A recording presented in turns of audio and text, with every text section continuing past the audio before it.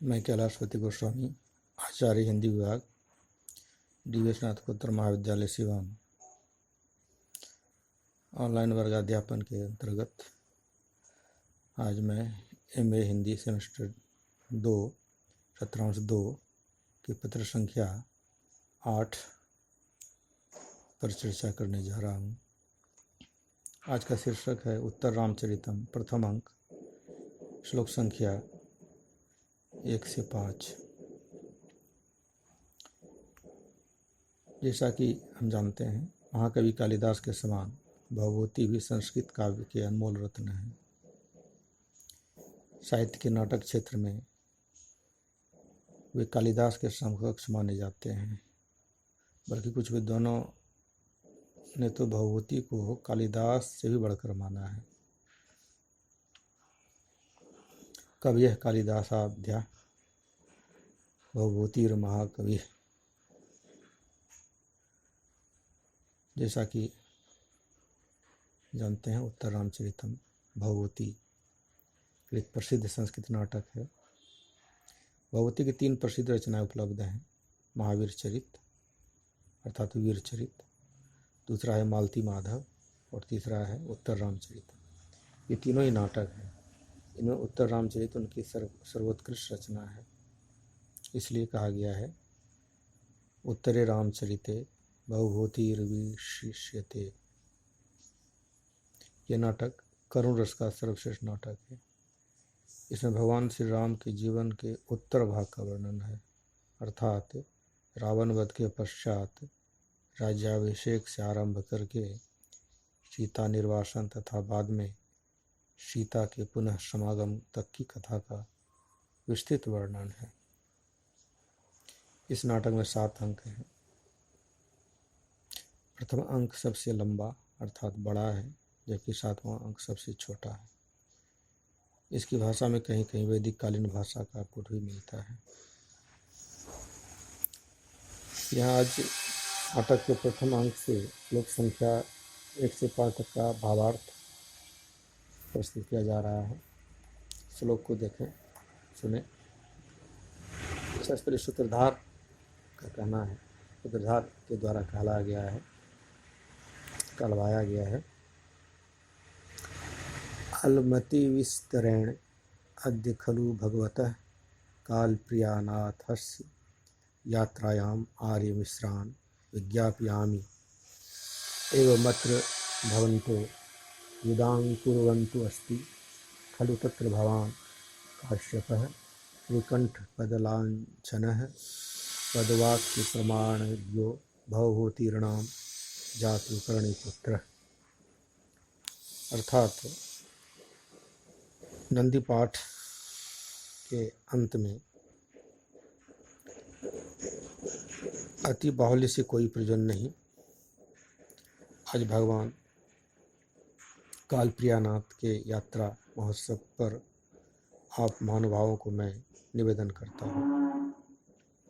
इस सूत्रधार का कथन है। इस प्रकार आदरणीय आप लोग जान लें कि पूज्य कश्यप गोत्र में उत्पन्न श्रीकंठ इस उपाधि से युक्त व्याकरण, न्याय तथा मीमांसा के परिज्ञाता भवभूति इस नाम से प्रसिद्ध तथा जातुकर्णी के पुत्र हैं। यहाँ आत्मनः कलाम ये 2 पद क्रमशः नाटक के नायक तथा नायिका को सूचित करते हैं। आइए दूसरा श्लोक देखते हैं। दूसरा श्लोक है, इससे पहले कि दूसरा श्लोक पर हम लोग जाएं,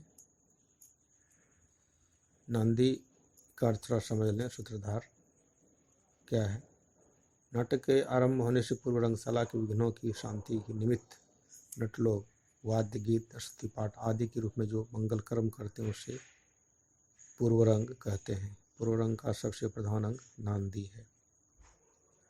नाटक आरंभ सूत्रधार द्वारा की जाने वाली देव, द्विज इत्यादि की काव्यार्थ सूचक प्रस्तुति को नांदी कहते हैं।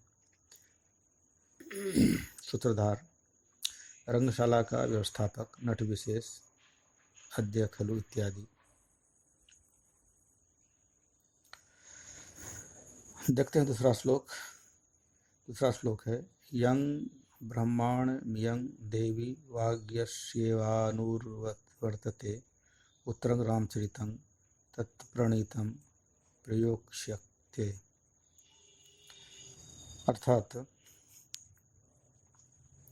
अध्यापनादि षटकर्म में निरत जिस भवभूति को यह वाग देवता अधिना से अनुसरण करती है, उसके द्वारा रचे हुए उत्तर रामचरित नामक नाटक का हमारे द्वारा अभिनय किया जाएगा।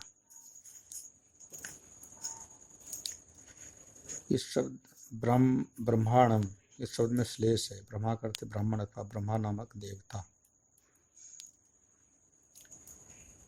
इसी प्रकार वह भगवती अध्यापनादि षटकर्म में निरत ब्राह्मण का अनुवर्तन करती है। कहीं कहीं ब्राह्मण पाठ भी मिलता है।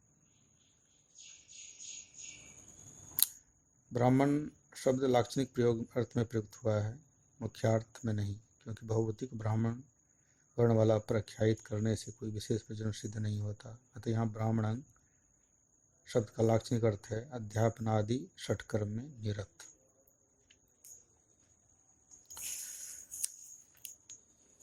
तीसरा श्लोक है, सूत्रधार के द्वारा ही कहा गया है। सूत्रधार से कहा गया है एषोऽस्मि कार्यवशादायोध्य कस्तिदानीन्दनश्च संवृतः भोः यदि तावदत्र भवतः पौलस्त्यकुलधूम केतुर्महाराज रामास्याम् अभिषेकसमयो रात्रिं दिवं संहृतानन्दनान्दिकस्तत्किमिदानीं विश्रान्तचरणानि चत्वरस्थानानि। यह श्लोक भी सूत्रधार के द्वारा कहवाया गया है।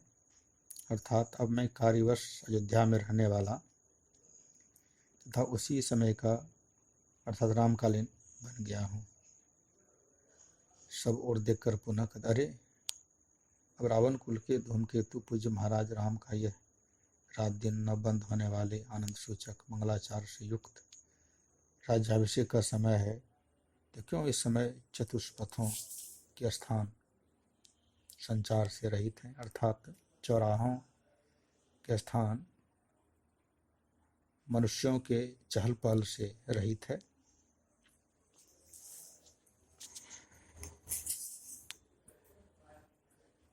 तीसरा जो चौथा श्लोक है वह यह है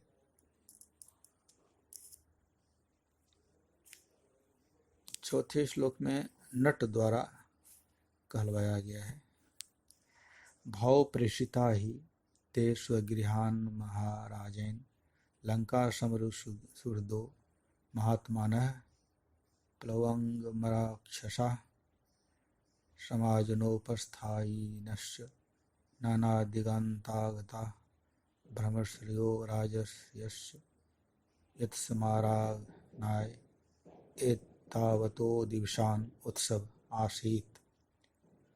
फिर सूत्रधार कहते हैं, सूत्रधार से कहवाया गया है आ अस्त्येत निमित्तम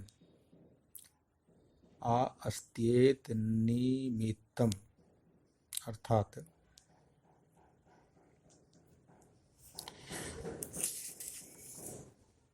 नट का कहना है मान्यवर, क्योंकि लंका में युद्ध में सहायक महाधैर्य संपन्न वानर और राक्षस लोग तथा राम का अभिनंदन करने के लिए उपस्थित होने वाले भिन्न भिन्न दिशाओं के छोरों से आए हुए गौतम आदि ब्रह्मर्षि लोग तथा जनक आदि राजर्षि लोग महाराज राम द्वारा अपने अपने घरों को भेज दिए गए हैं। इनके सत्कार के लिए इतने दिनों तक गीतवाद्य आदि का उत्सव था। सूत्रधार का कहना है ओ याद आ गया, यही कारण है।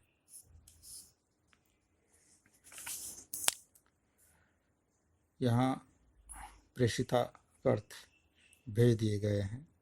लंका समर हृदय का अर्थ है लंका के युद्ध काल में मित्र। प्लवंग मराक्षसा का अर्थ है उछलकर चलने वाले कपि, बानर और राक्षस। चतुरस्थानानि अर्थात चतुर शब्द का अर्थ आंगन, चतुष्पद आदि है, परंतु यहाँ यह शब्द चतुष्पद के अर्थ में ही प्रयुक्त हुआ जान पड़ता है, क्योंकि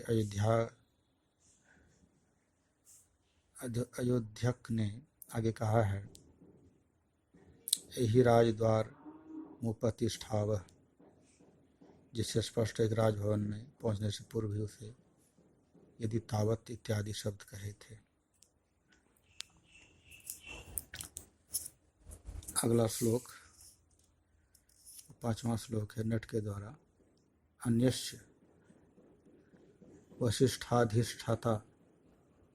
वसिष्ठाधिष्ठिता दिव्यो गता रामस्य भ्रातरः अरुन्धति पुरस्कृत्य यज्ञे जामातुराश्रमम्। अर्थात नट का कहना है राजधानी में उत्सव के न होने का और भी कारण है। वशिष्ठ द्वारा अपनी संरक्षकता में ले जाई जाती हुई दशरथ की पटरानियाँ अर्थात राम की माताएं यज्ञ के निमित्त अर्थात यज्ञ में निमंत्रित की हुई जामाता ऋषि श्रृंग के आश्रम को गई हैं। वशिष्ठ जैसा कि जानते हैं वशिष्ठ ऋषि महर्षि वशिष्ठ गुरुकुल के पुरोहित महर्षि वशिष्ठ एक जन्म में ब्रह्मा के पुत्र थे और दूसरे जन्म में मित्र तथा वरुण के पुत्र थे, इसलिए इन्हें मैत्रावरुणी भी कहा जाता है। पुरस्कृत्य अर्थात पुरुष यानी पुरः शब्द जब अव्यय होता है तब इसकी गति संज्ञा होती है और इसका अर्थ होता है सामने अथवा आगे। तो आज इसी 5 श्लोक को फिर से आप लोग अच्छी तरह देखें और समझने का प्रयास करें अगली कक्षा में फिर अगले श्लोक के साथ। तब तक धन्यवाद।